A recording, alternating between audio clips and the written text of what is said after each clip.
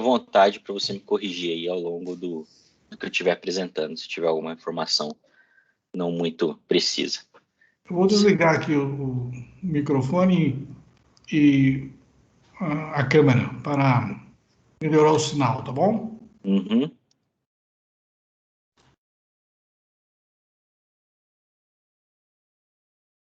Que só me avise se vocês estão vendo. Estou vendo já. Estamos vendo. Tela cheia, tudo bonitinho. Então, tá bom. Bom, eu vou falar aqui sobre manobras Fast to Impulsive No-Keplering Orbit Transfer, né, usando teoria de conexões funcionais, né, que são manobras bioimpulsivas aí, com órbitas não keplerianas. É um seminário aqui que eu estou apresentando com base no artigo que foi publicado pelo Alan, que está presente aqui com a gente, em conjunto também com Hunter, Call e Daniel Mortari.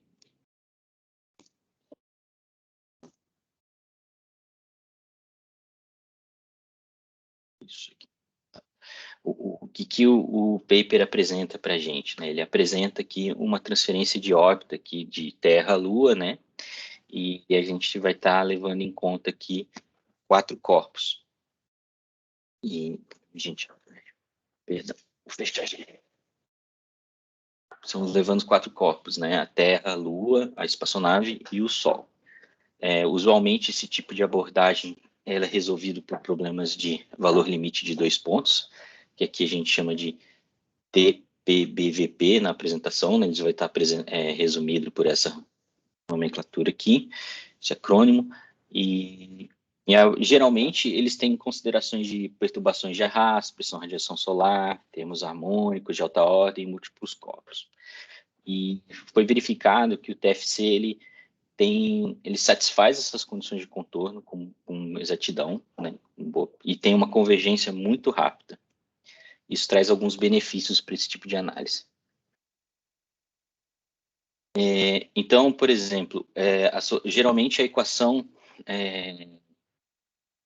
desse tipo de problema ela é não linear, né? Então, tradicionalmente feitos com métodos que são citados no artigo, por exemplo, de shooting methods, né? Então, você faz um chute inicial, verifica o seu resultado final, volta, faz os ajustes e calcula de novo. Então, você tem uma série de iterações custosas para resolver esses problemas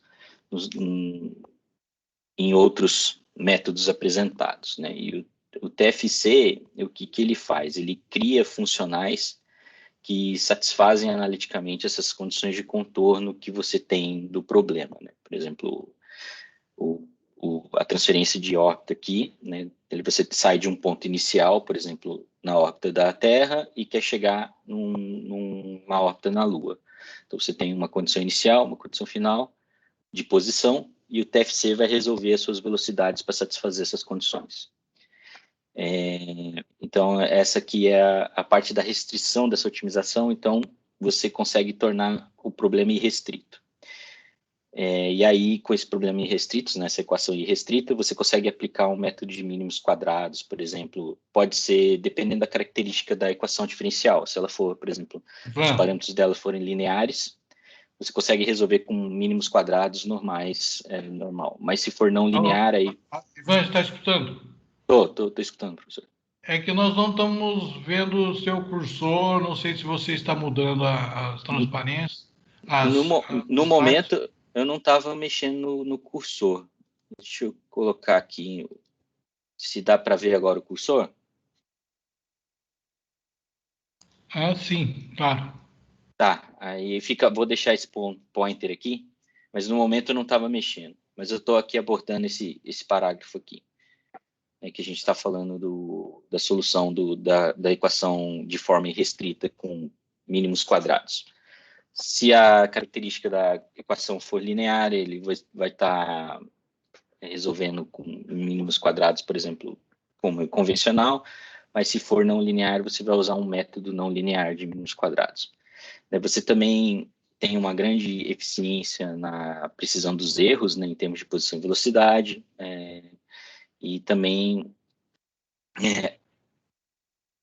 Você, nesse problema aqui de 4 corpos que a gente vai estar fazendo de transferência de órbitas, você tem um conjunto de parâmetros, né, que foram adotados, né, que vão ser apresentados mais à frente, e você consegue resolver muito rápido isso daqui. E você consegue gerar bastante gráficos, por exemplo, de transferência de órbitas com ΔV de combustível, e qual que vai ser a sua janela de saída e chegada eficiente para essas transferências lá. E o que seria mais ou menos a transferência biimpulsiva, né? Ela pode ser abordada tanto pelo problema de 3 corpos, circular e coplanar, como o problema de 4 corpos, bicircular, biplanar, considerando o Sol.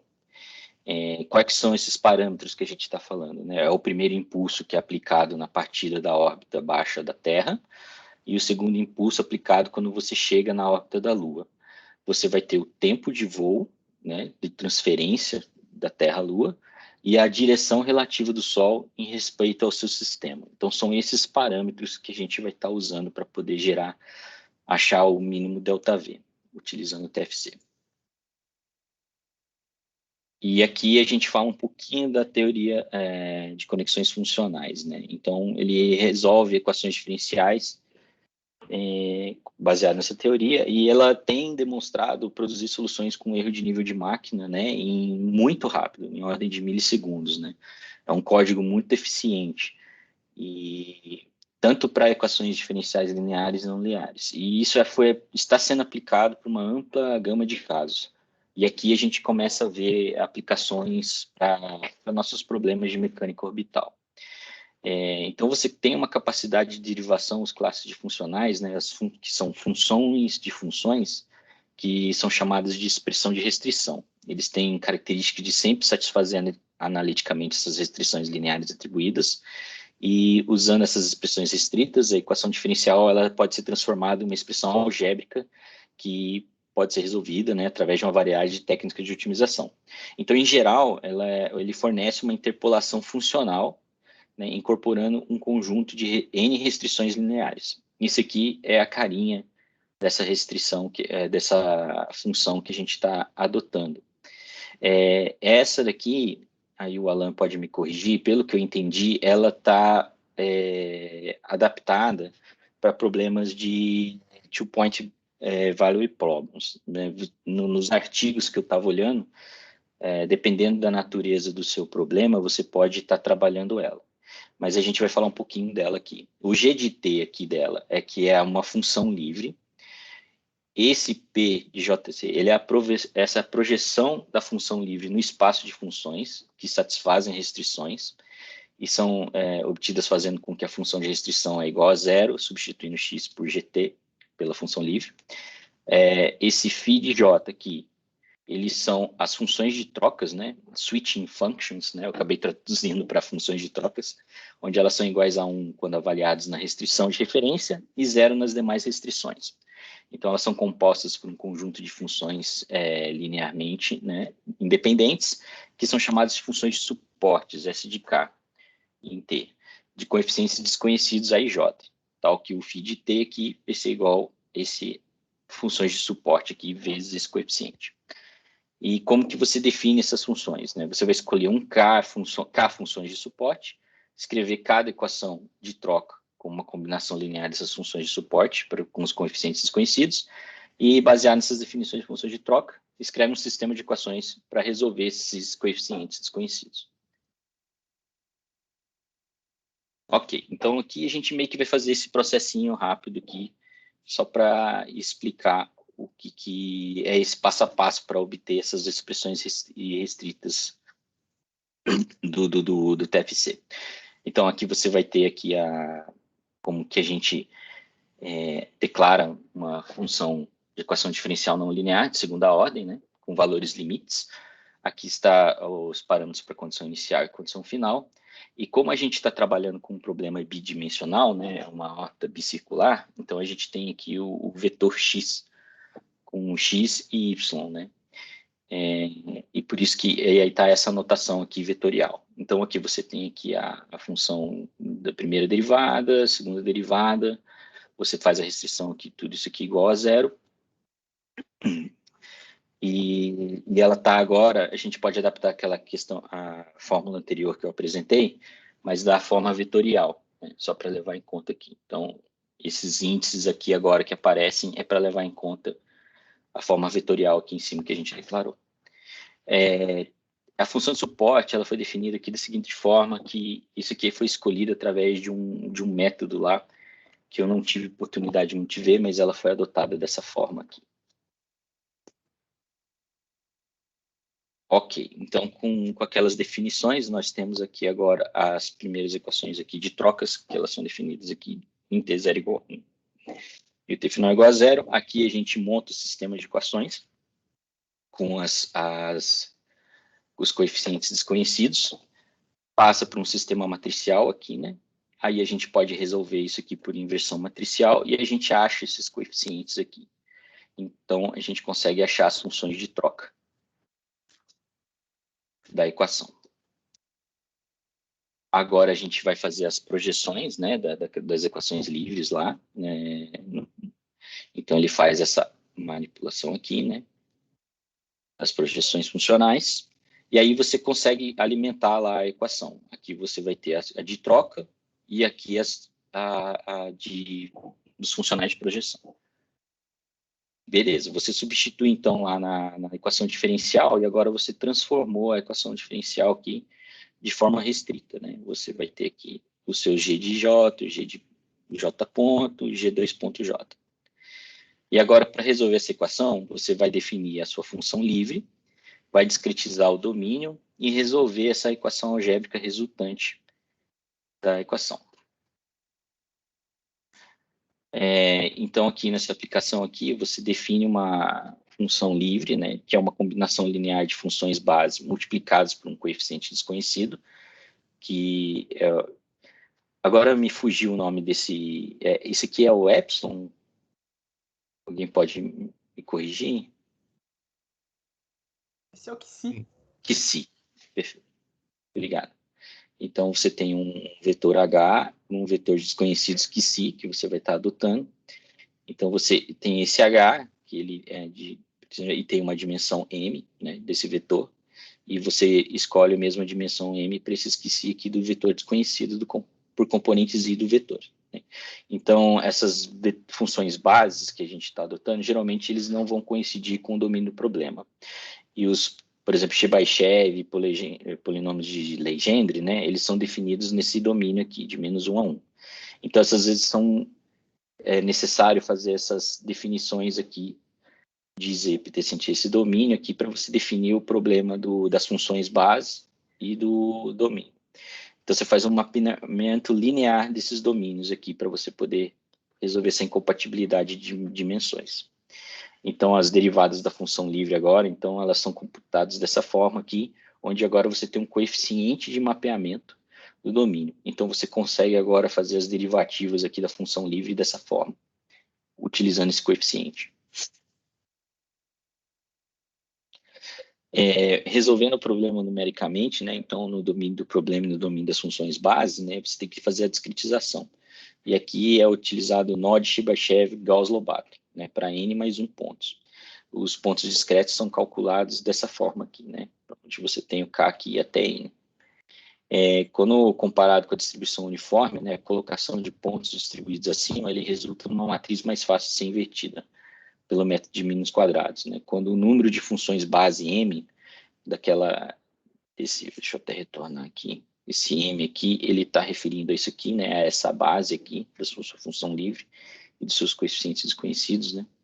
Então, quando ele aumenta, né, você consegue fazer uma inversão mais fácil utilizando essa técnica.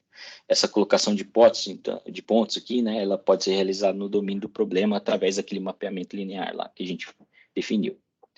Então, através da definição da equação livre agora, né, a gente pode converter a equação lá diferencial para ela sem restrições, que ela vai sair dessa forma aqui.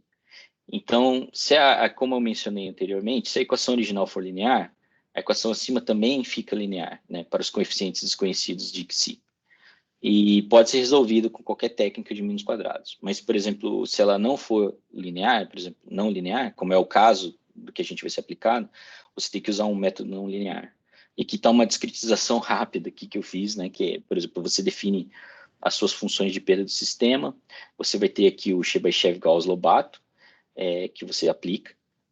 Aqui você tem essa equação que você pode, digamos assim, resolver se for linear pelo método de mínimos quadrados aqui, ou se ela for não linear, você usa, por exemplo, aqui o método de decomposição QR, através de uma matriz jacobiana, que nem está aqui. E no caso que a gente está estudando aqui, a gente está usando essa solução aqui. Então, esse foi um resumo bem superficial do que é o TFC. Mas agora eu vou dar uma entrada no problema em si, né? Aqui a gente está falando do problema de 4 corpos biplanar bicicular, né, para resolver. Então, a gente tem aqui uma equação da partícula, né, por exemplo, em sistema a respeito a um sistema inercial, e que ela está, na verdade, perdão, ela se localiza a origem no sistema de referência girante em respeito ao inicial. Então, essa aqui é a descrição aqui. Você tem o R, que é a posição do objeto no sistema girante. Ômega é a velocidade angular do sistema de rotação do sistema girante. A é a força específica atuando na partícula. E onde o terceiro e o quarto derivativo do lado esquerdo aqui, eles têm que ser em função do tempo no sistema inicial. E os demais são no sistema girante, né? Então, e não leva em conta o movimento de suas bases em respeito ao sistema inicial. Essa é a definição básica da equação de uma partícula no sistema girante. A gente vai estar usando isso aqui, então, agora para adaptar para o nosso problema aqui, que tem essa aqui. Essa é a descrição do sistema. A Terra e a Lua, elas estão localizadas aqui nesse eixo X do sistema girante. Ele gira aqui em uma órbita circular, né, em torno do seu baricentro, que, por sua vez, gira em uma órbita circular ao redor do Sol, e o plano das duas órbitas são coincidentes, por isso que são biplanares, né, que a gente chama. O sistema inicial, ele se encontra aqui no Sol, o sistema girante está aqui no baricentro, o vetor Q aqui, ele indica a posição do baricentro, né, do sistema inicial para o baricentro. RS vai ser a distância entre o baricentro e o Sol. Θ1, né, nessas equações aqui que a gente começa a utilizar aqui, por exemplo, para determinar o vetor Q, né, é o ângulo que localiza o centro do sistema girante em relação ao eixo X positivo do sistema inicial. A gente vai ter aqui θ1, que vai ser definido aqui por gama menos, WRT de gama menos π, que isso aqui é simplesmente a fase inicial.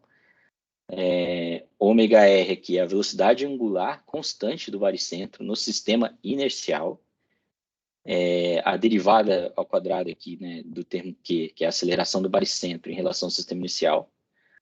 μs é o parâmetro gravitacional do Sol. O ômega S aqui vai ser a velocidade angular no sistema baricentro menos a velocidade angular do sistema do baricentro. Desculpa, esse aqui é o sistema, a velocidade angular no baricentro no sistema inercial, e esse aqui é a velocidade angular do sistema inicial. A distância da Terra e a Lua do seu centro de massa é dado por D1 e D2, respectivamente, né, que é calculado por dessas fórmulas. μ1 e μ2 é, respectivamente, os parâmetros gravitacionais da Terra e da Lua. E R é a distância total entre a Terra e a Lua.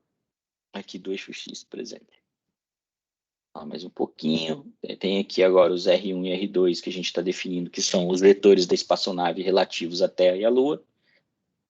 Onde você tem os vetores IJ aqui, que são os vetores unitários do sistema girante.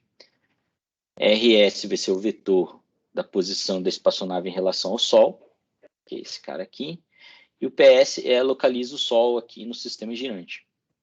Então, a gente tem essa fórmula aqui que localiza o Sol no sistema girante. Com todos esses dados, a gente pode atualizar aquela equação da partícula lá e consegue discretizar o nosso problema aqui de 4 corpos biplanar biscular para uma espaçonave. E, por exemplo, nessa questão aqui, que inclusive a gente vai utilizar, por exemplo, para resolver o problema de 3 corpos, a gente considera que o μ igual a 0, a gente zera esses termos aqui e passa a ter um problema de 3 corpos restrito planar escolar. Então, basicamente, essa vai ser a fórmula que a gente está usando, a equação diferencial que a gente vai estar usando para resolver o problema. Aqui a gente vai estar usando, sempre avaliando o custo de combustível, né, ΔV, e ele é um custo, as posições iniciais, né, que vão ser adotadas a gente chama de A e B. O primeiro aqui, que é o A, ele é aplicado na aeronave em A, e o B quando ele chega à Lua, por um tempo de voo T, sobre a influência gravitacional dos corpos principais. Então, você vai ter uma velocidade de sinal VA e VB do problema, de valor de contorno no sistema girante, que vai ser avaliado lá pelo TFC. Aqui é a fórmula do custo equivalente de combustível, que ele é a soma da magnitude dos impulsos iniciais e finais. Aqui é como você obtém aqui a magnitude da diferença da velocidade inicial pelo instante anterior do impulso que você foi dada na aeronave para sair da órbita da Terra. E o ΔVB aqui é a magnitude de diferença entre a velocidade final que você chega na órbita da Lua, mais a velocidade requerida que você usou do impulso para poder entrar nessa órbita. Vamos lá. E a transferência entre órbitas circulares Terra-Lua, né? Então, aqui a gente define que sistemas iniciais aqui, com essas coordenadas polares, por exemplo, você vai ter o parâmetro alfa aqui, o raio zero nesse ponto A, né, nesse sistema inicial aqui.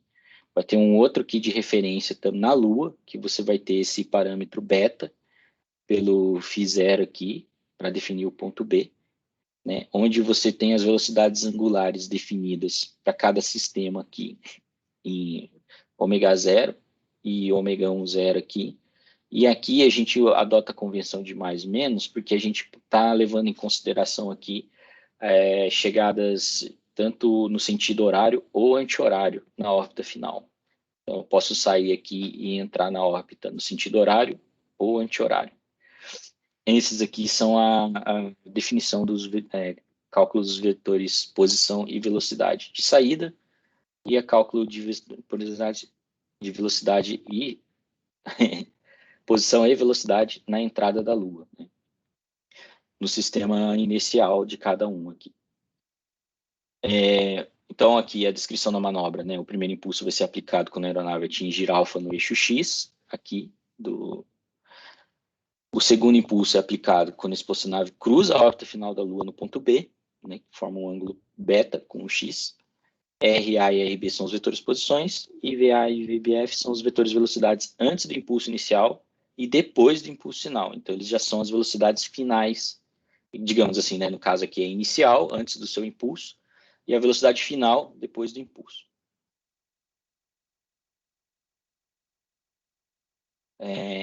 Estimação de erro aqui e os valores de parâmetros que foram utilizados, né?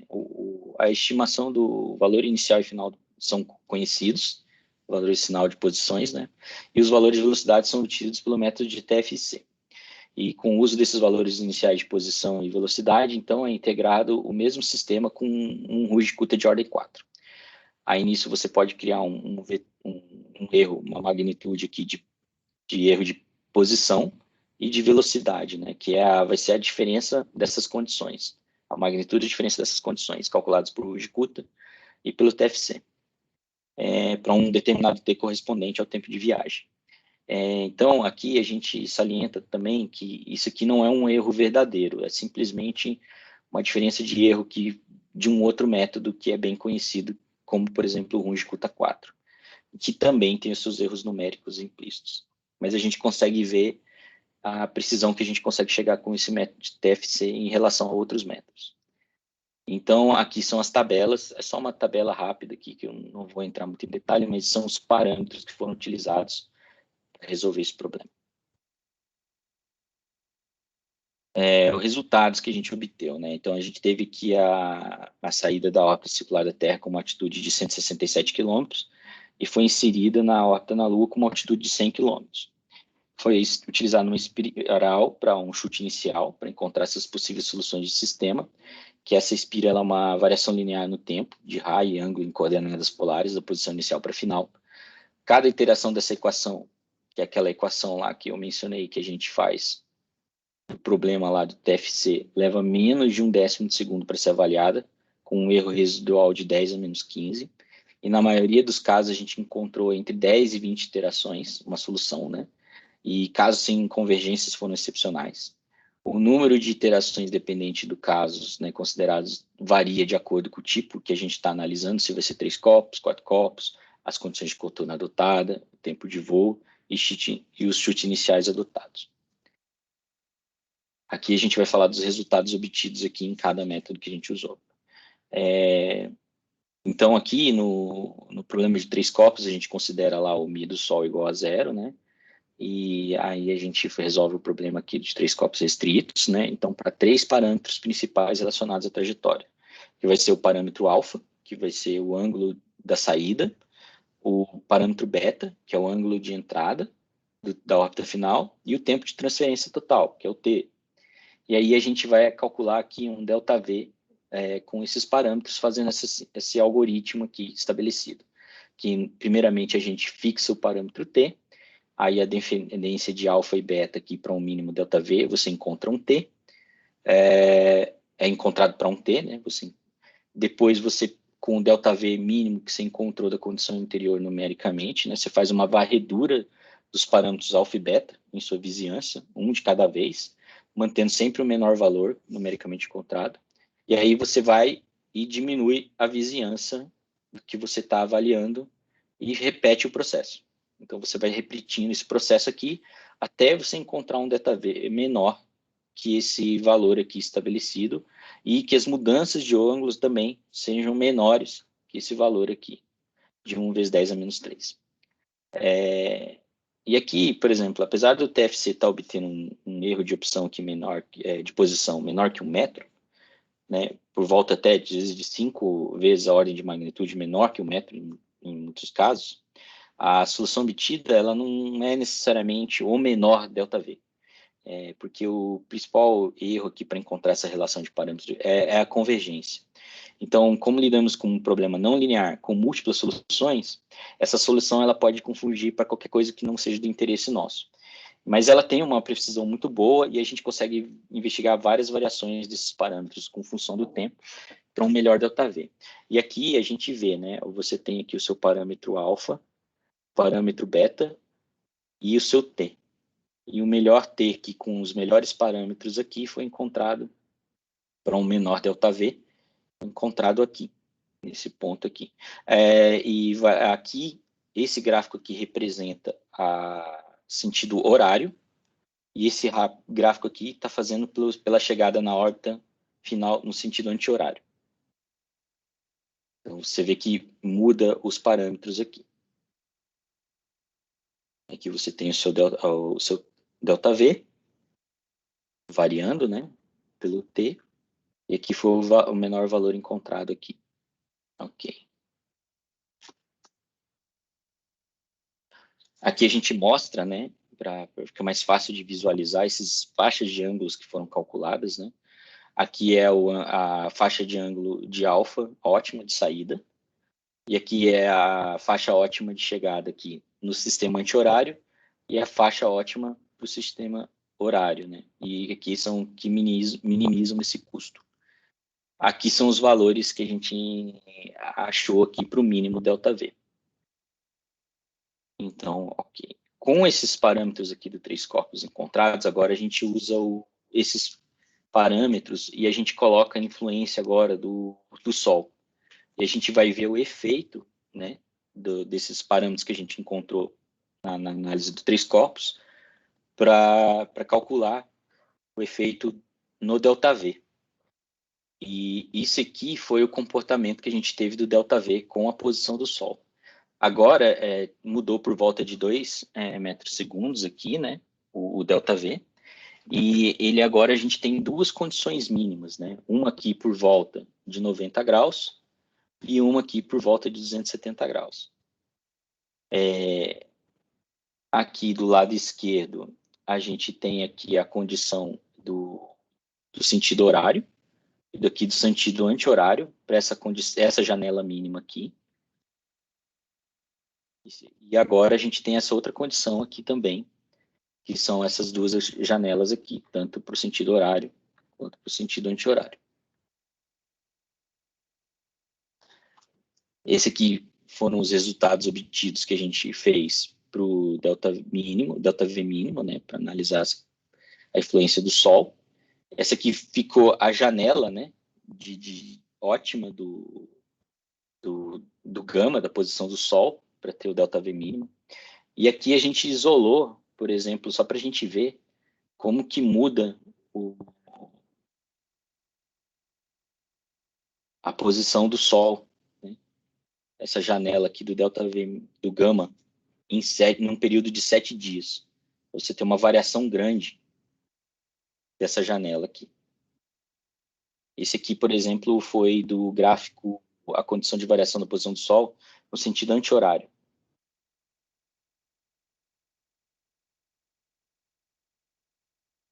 E com esses resultados acima, agora a gente consegue fazer, e com os valores de alfa, beta, gama e t estabelecidos para um menor ΔV, né, a gente consegue variar esses parâmetros aqui e investigar o ΔV. Né? Então, aqui no primeiro gráfico, você mostra alfa e t, né, que é o tempo de voo, onde os valores de beta e gama aqui estão fixos, né, para condições anti-horária, com gama na faixa de 90 graus. E nesse gráfico, a gente vê o custo ΔV, né, e aqui é esse assombramento aqui. E você vê que a curva vermelha ela é a mesma obtida dos gráficos anteriores. Né? Então, alfa, a gente também vê que ela não altera ele não altera o sentido, ele não tem variação devido à chegada de sentido horário e anti-horário. Então, por isso que a gente só avalia ele aqui uma vez. O segundo gráfico aqui é para chegada no sentido horário. Isso, exatamente. Então, essa é a mesma definição do anterior. Essa curva beta aqui ele não muda. E você avalia aqui o ΔV para isso aqui. E você vê como que o ΔV ele muda bastante variando esses parâmetros aqui. O ponto amarelo aqui representa o ponto ótimo, né, de mínimo ΔV. Achado lá. E aqui você está vendo aqui os resultados de ΔV, né, da variação para o sentido anti-horário. Desculpa, perdão. Esse aqui é a condição horária. Esse aqui é o sentido anti-horário. É notável que, como a gente vê, que essas variações de parâmetros aqui, né, de alfa e beta, levam para uma grande variação de ΔV, né? Esses gráficos aqui, pork chops, que a gente consegue estabelecer.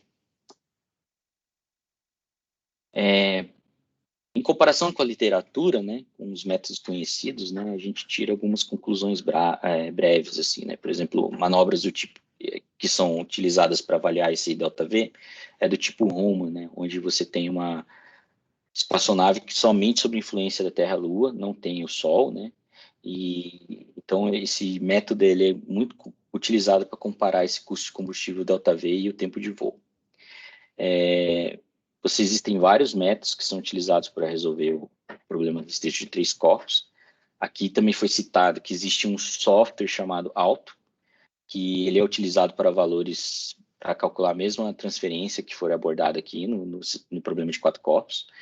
E no caso do problema restrito de 3 corpos, o TFC ele apresentou uma performance melhor, né? Bem pequena, mas melhor do que os resultados apresentados na teoria. E os demais métodos, né, que a gente usou na comparação, que foi usado na comparação, existe a necessidade de velocidades iniciais e finais, sejam tangenciais às orbitais iniciais e finais, respectivamente, né? Então, você tem essa restrição. E o TFC, né, dessa suposição, ele não necessita. Se você fizer a verificação, por exemplo, do ponto B, você vai ver que o ponto antes do impulso, ele já está tangencial à órbita. E aí o Alan pode me corrigir se eu falar, eu assumo que isso aqui é porque a gente consegue colocar as restrições na equação e a gente torna ela livre e isso fica inerente na solução do problema.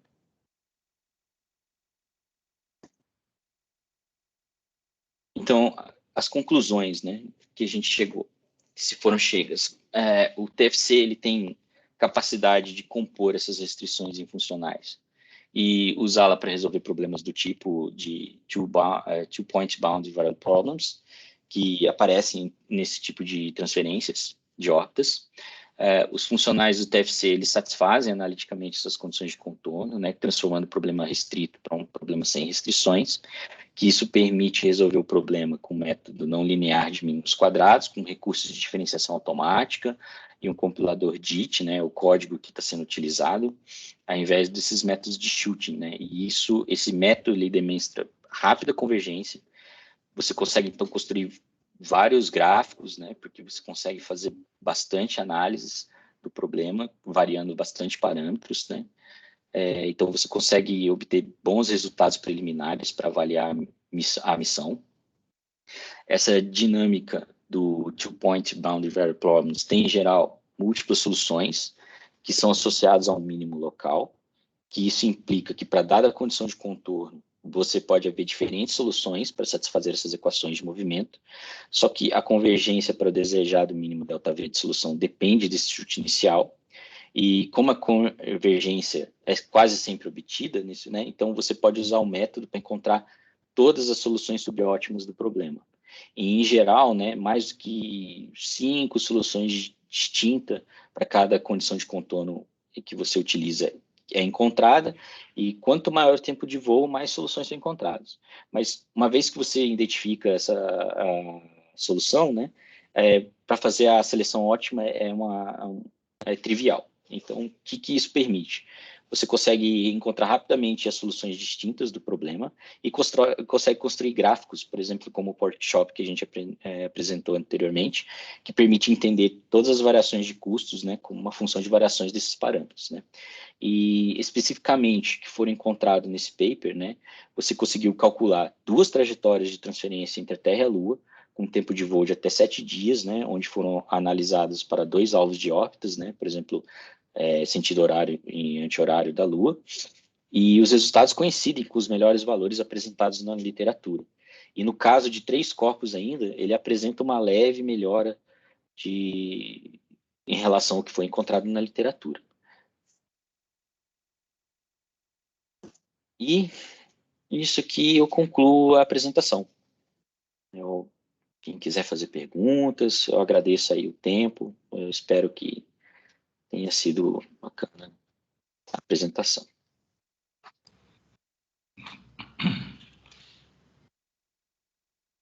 Muito bem, Ivan. Gostei muito da apresentação e você está de parabéns, assim como o Alan também. Eu vejo que um trabalho muito interessante mesmo. E eu gostaria, se alguém tiver alguma pergunta, se o Alan quiser falar alguma coisa também, colocar da onde surgiu essa ideia de trabalhar com esse problema, explicar esse TFC, como é que ele foi desenvolvido. Eu vi que vocês trabalham em conjunto com outros pesquisadores, então, se quiser falar um pouco sobre isso, também seria interessante. Quem poderia dizer? Quem poderia responder? Ivan ou Alan? Só fazer uma revisão histórica aqui. Vocês estão me ouvindo? Sim. Beleza. Então, como eu falei, eu comecei o pós-doutorado aqui, né? Aí tive a oportunidade de fazer um estágio na Texas A&M, que é uma universidade lá nos Estados Unidos, na cidade de College Station, Texas. E lá trabalha o professor Daniele Mortari, né? Que é um italiano que foi para lá, e acho que ele foi lá no ano de 2000, já está uns 20 anos lá trabalhando. Ele dá aula nessa universidade, e eu fiz esse estágio internacional com ele, de pós-doutorado. Aí fui para lá, passei um ano lá, o ano de 2020, né? Inclusive foi quando começou a pandemia. E nisso nós trabalhamos em cima dessa teoria de conexões funcionais que ele desenvolveu. Isso é um negócio bem recente, assim, ele começou a desenvolver isso, teve as primeiras ideias assim em 2017, vem desenvolvendo, e foi a primeira vez que a gente aplicou a teoria que ele desenvolveu lá para a astrodinâmica. E a importância disso, né, é que na astrodinâmica, essa teoria pode ser usada para resolver o problema de valores de contorno com 2 pontos, que é você tem uma equação diferencial ordinária comum, só que ao invés, o que a gente está acostumado é a gente dar as condições iniciais e propaga a órbita. Isso tem um monte de método que resolve. Você tem Runge-Kutta, você tem um monte de outros métodos que resolve. Você dá as condições iniciais, você dá o vínculo de posição e velocidade inicial e você chega em algum lugar. No caso do problema de valores de contorno, você não tem as condições iniciais exatamente. Você tem o vínculo, são 2 pontos. Então, por exemplo, no caso da astrodinâmica, você tem que sair de um lugar e chegar no outro. Então, a equação diferencial está vinculada a 2 pontos. São esses os únicos vínculos que você tem. Você tem que sair daqui e tem que chegar lá. Agora, o que vai acontecer no meio? Qual a sua velocidade? Qual a sua posição? Qual o caminho que você vai fazer? Qual a trajetória para sair daqui e chegar aqui? Esse é um problema bastante complicado, porque, assim, esses métodos, por exemplo, um Runge-Kutta não tem como funcionar. Porque ele precisa das condições iniciais para você propagar a órbita. Então, isso não é uma propagação de órbita. E isso é um negócio bem complicado na astrodinâmica. E é importante, é extremamente importante, porque qualquer tipo de transferência você envolve um problema desse tipo. Você está vinculado com 2 pontos. Então, você sai de um lugar, eu vou sair, no caso aqui desse paper, a gente saiu da Terra e quer chegar na Lua. São 2 pontos, são só esses vínculos que tem. E nós usamos a teoria de conexões funcionais para resolver esse problema. Né, existem alguns métodos que resolvem, a maioria deles é com chute, né? Você tenta sair daqui e ver se chega lá, e você vê que chega para lá, aí você muda o ângulo para cá, muda a velocidade, chega aqui, mais perto, então chega aqui, então você fica tentando, propagando a órbita e tentando. No caso desse da teoria de conexões funcionais, não. A gente usa os funcionais, né? E o que são os funcionais, que foi dessa teoria que ele desenvolveu lá, o Mortari? É alguma coisa que você restringe o espaço. Então, a gente tem as equações diferenciais e tem sei lá, infinitas, tem um conjunto de infinitas, mas você tem um espaço das soluções possíveis para aquela equação diferencial. Se você aplica o funcional nessa equação diferencial, o que ele faz? Ele reduz a sua solução. Então, o seu conjunto de solução vai ser um subespaço do outro conjunto de soluções possíveis para a equação diferencial, mas esse subespaço, ele necessariamente satisfaz as condições de contorno. Então, qualquer tipo de solução ali dentro, depois que você aplicou o funcional, você transforma as equações diferenciais em outras equações diferenciais, só que essas novas equações, todas as soluções, todos os tipos de soluções dessa equação vão necessariamente satisfazer os 2 vínculos. Então, essa que é a grande vantagem da teoria de conexões funcionais, é satisfazer os vínculos. Então, qualquer solução que a gente tem, necessariamente, a espaçonave vai sair daqui e vai chegar lá, para qualquer tipo de solução que a gente acha. E foi nisso que o Ivan falou aí, que você usa as funções de suporte, então você usa as funções de suporte para fazer a transformação. Você tem a função livre, que a função livre é essa exatamente, qualquer que seja ela sempre vai satisfazer os vínculos. Ele falou aí do tempo, né?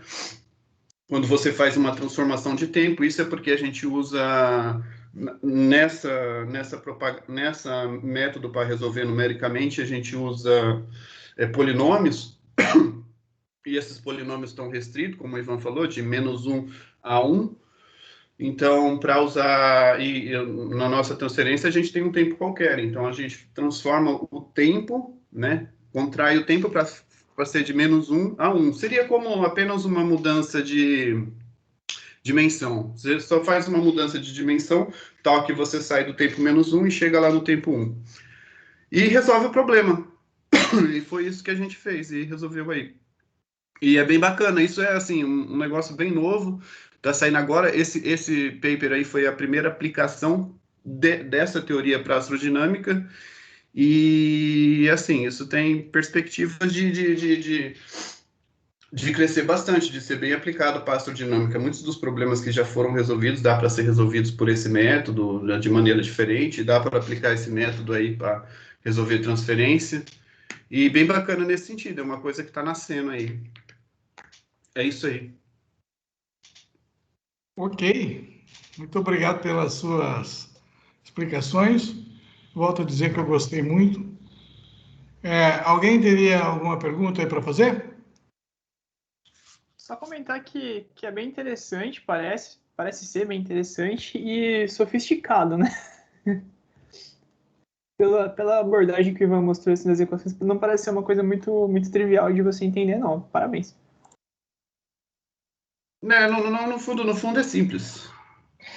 Assim, a primeira mergulho que eu dei no paper, né, eu tive essa sensação também. Eu já estou no meu segundo, terceiro mergulho ali nesse método, né, e agora que eu comecei a desenvolver um pouquinho mais em outros problemas, né, e estou começando a enxergar um pouco melhor. Eu acho que no começo assusta um pouco, mas é bem. Eu acho que talvez eu não cheguei no nível do Alan ainda para falar que é simples, mas está melhorando.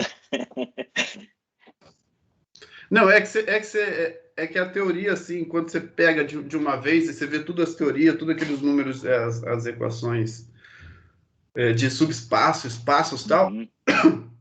aí demora um pouquinho, mas se você for ver aplicado mesmo, você vê como é que faz, assim, aí você aprende rapidinho. É tipo um algoritmo, assim, bem curtinho.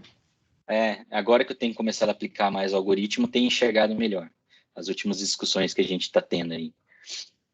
Realmente, mas antes de eu botar a mão na massa, eu estava mais perdidão, mais assustado. Esse alfa e beta são ângulos relacionados à Terra e à Lua, não é isso? Desculpa aí, eu devo ter perdido alguma coisa na apresentação. Deixa eu puxar aqui. Tem um. Essa figura aí mesmo mostra, né?